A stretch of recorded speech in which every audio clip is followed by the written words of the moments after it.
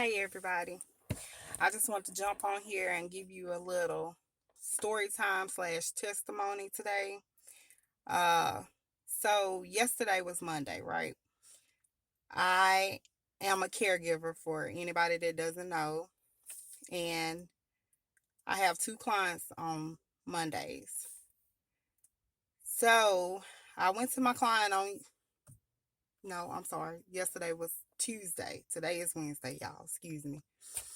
But I have two clients or whatnot on Mondays. And I went out of town this past weekend. And I got back so late that I wasn't able to make it to one of my clients on Monday morning. So I called in and had everything situated. Um, the company that I work for, I wasn't aware, but they didn't have anyone to go out to my morning client. But I went to my afternoon client anyways. So when I got out here with her, which I'm at work right now, I just had to sneak out in the car for a second. I'm sorry. But I got out here with my client and received a phone call from my company that I'm working with. And they're letting me know that the client, my morning client, asked or requested to be restaffed, meaning he no longer wanted me there. Mind you, I've been working with my client for almost a year now. And from what I knew or in everything, we actually had a pretty decent relationship. So when they called me to notify me that he wanted to be restaffed and everything, I didn't get upset. I just went on with it. I said, okay, that's fine, whatever. She also let me know that, she could put me with someone else. So therefore, I wouldn't miss none of my hours. Everything would be fine. So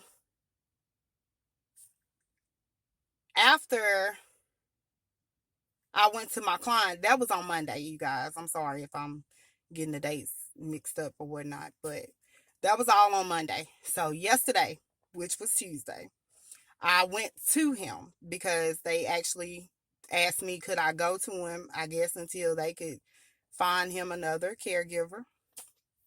So I told him, yeah, I would go. So I went to him and everything yesterday. Went fine. The day went fine. I knew that that was going to be my last time with him. When I left, I, you know, never showed him I had any hard feelings. It was none of that because I was grateful for the time that we had. So when I left, I told him, I hope he be blessed and I hope that, the next caregiver he gets treats him great. And, you know, I just wish blessings upon him. So I left him and I had another client right after. I received a call from the company. They're like, hey, is there any way you could work with such and such until we can find him someone else? I said, well, that's fine, but if that's not really what he wants or he requested to be restaffed, so I don't want to do it on my will knowing that he really doesn't want me to be in there. So they started justifying the situation. Oh no, it's not like that. Uh situation had happened last week and they felt like he was just trying to protect me so I wouldn't be in any mess at his apartment complex or whatnot. Okay, so I told him, I said, well, I'll go to him tomorrow, but I'll think about it, meaning I pray about it. So I prayed, and I'm asking God, Lord, is this where you really want me to be? If it is, I let thy will be done. I'm willing to do whatever it is that you want me to do. I'm sorry, you guys. My phone, I just got a message. But if that's your will, Lord, I'll do whatever you want me to do. So I'm at my next client that evening. I'm just watching a prophetic word or whatnot, I'm just listening. It had nothing concerning my situation in it or nothing like that. But I heard the Lord just speak to me. He's like,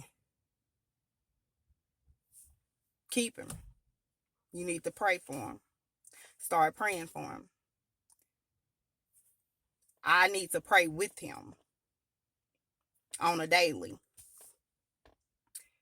And I'm like, what, Lord, what? I need to pray with him, which I understand, he's not really got a prayer life for himself. He's actually relayed to me in the past that I'm the only person that he could speak to and with about the Lord. So I'm like, okay, God, I'm going to trust this. I'm going to trust the process. So I go to him this morning. When I get there, I automatically pray. We prayed before you even had breakfast and everything. And I'm just like, okay, God, I've done, I'm doing what you wanted me to do or whatever. And I'm listening to a minister on YouTube. Her name is Ebony Evans. I don't know if anybody else watches her or whatnot, but I think the message was, your assignment isn't about you. That's what it was. And so I'm listening to it and I'm just thinking about it. And what she was saying was, she was sent to teach at a school. She was sent to teach 5th graders at a school. And she was talking about how the 5th graders, they were so broken. They came from all different types of, households where a lot of things were going on. The principal over the school, she was just, she could tell that she had no spiritual life. She didn't, have no self-control about herself. She was very disrespectful. And, being a principal and stuff, you would have thought that she would have had more integrity about herself. And so while she was speaking and, relaying this message, it was like the Lord was really speaking to me. He's like, okay, you on this assignment.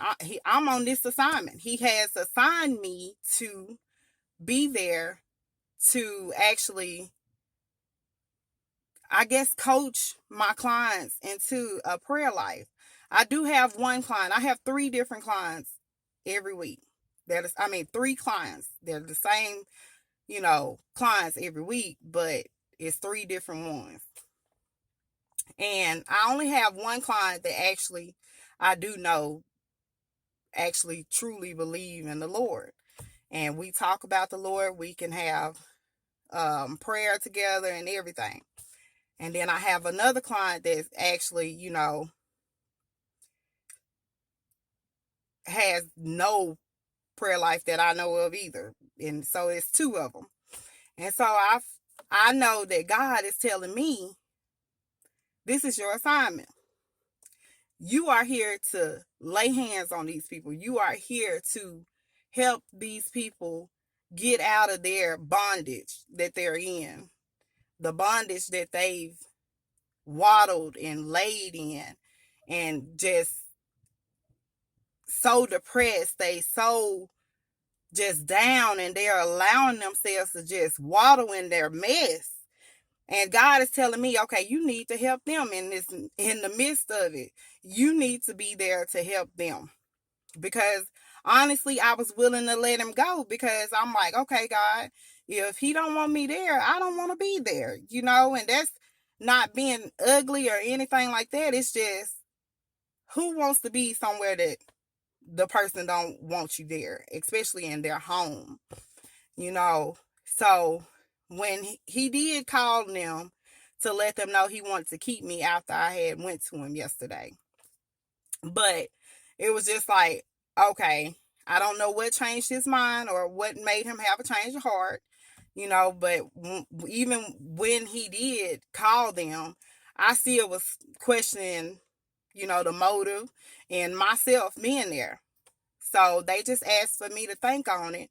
And like I told them, I would. And I prayed about it. And that's what happened. God told me, I need to be there to pray with them.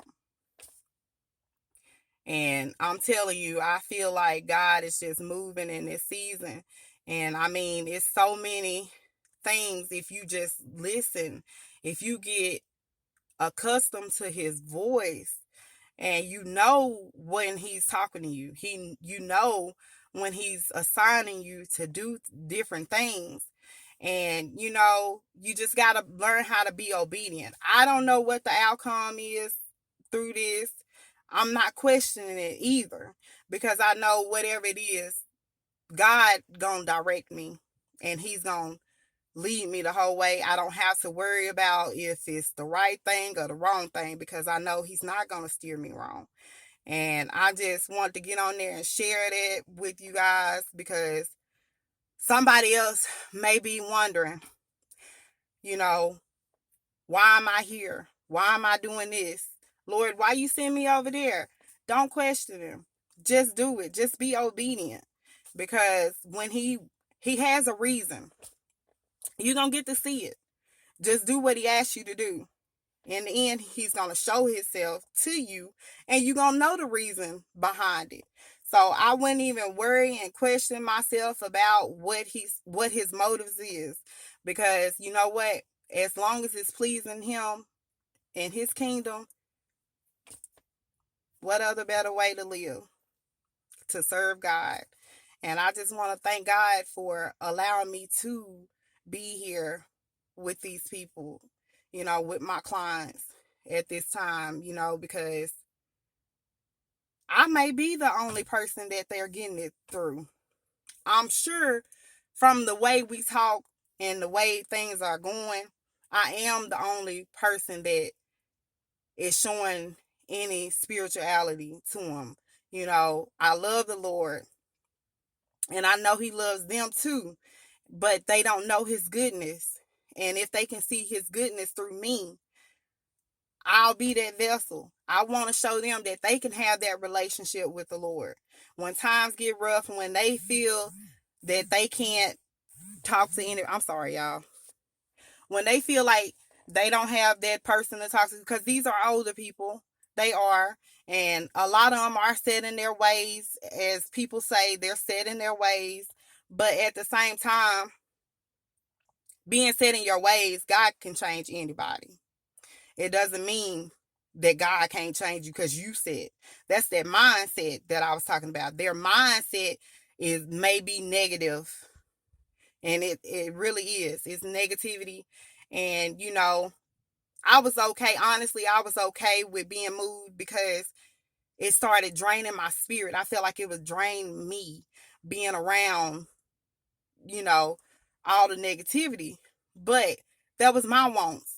That wasn't God's wants. He didn't say for me to move at this present time. He ain't told me to move. So I got to be obedient and do what he asked me to do. And that's pray. Pray with them daily, for them daily, And so I'm just on here just trying to give somebody a little encouragement. Just learn to listen to God's voice. Know when he's talking to you, and know that when he is talking to you, he's not going to tell you nothing wrong. And just do it. Do it out of love, because he's telling you out of love. Do that. Do whatever the Lord leads you to do out of love. Don't question him. Know that he's not going to steer you wrong once again. But everybody have a blessed day, and I'll be talking to y'all the next time.